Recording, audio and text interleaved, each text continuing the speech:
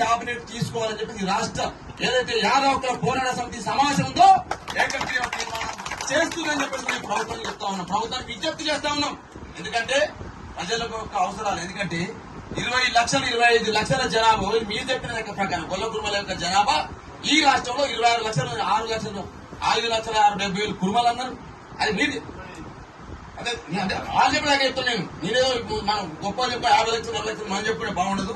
పోరాడు మేమైతే మాజీ ముఖ్యమంత్రి గారికి పోయి ఒకటే లెక్కలు చెప్తే ఈ రాష్ట్ర జనాభాకు 3 రెట్లు ఎక్కువ వచ్చింది నాకు పుస్తకాన్ని. వాళ్ళు చెప్పిన లెక్కలు చెప్తున్నాను.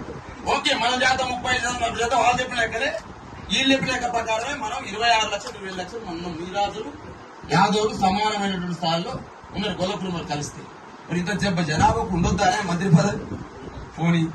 కార్పొరేషన్ చైర్మన్లు అన్న 37 మంది కార్పొరేషన్ చైర్మన్లు ఇస్తున్నారు.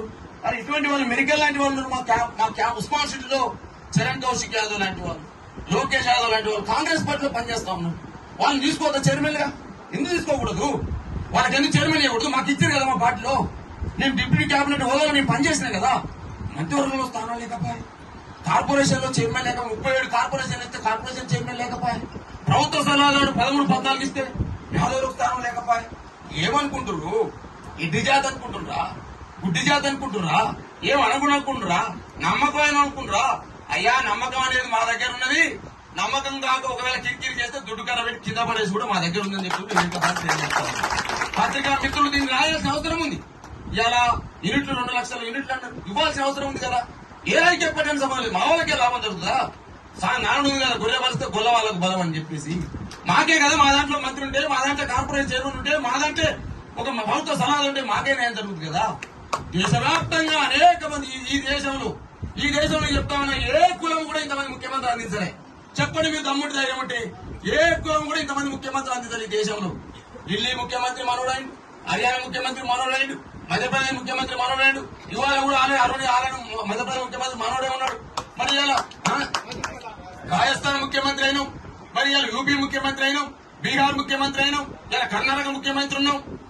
ఎక్కడ ఇంతమంది ముఖ్యమంత్రులు ఈ దేశానికి అందించిన ఈ కులము దేయి దేయి దేయి అంటూ ఈ రాష్ట్రంలో అడుక్కోవడం నాకు అర్థం కావట్లేదు. ఇది అర్థం కావట్లేదు. బిడ్డ మేము కూడా కర్రు కాల్చగలుగుతాం, కర్రతో వాత పెట్టగలుగుతాం అనేది ఉన్నప్పుడు మాత్రమే ప్రభుత్వాలు భయపడతాయి. ఆర్కిచన్ బాగా తెలుసు, ఎట్లా వాత పెట్టాలి, ఎట్లా మాట్లాడాలి, ఏం చేయాలి అన్ని తెలుసు ఆయనకు. ఆయన కీ తిప్పితే అంత ఈజీ మనిషి కాదు ఆయన. అందుకని ఈ మధ్యకాలంలో ఇంతకుముందు గడ్డం సింగ్ చెప్పి వస్తాను, నేను కూడా అదే మాట ముద్దు గడిస్తా.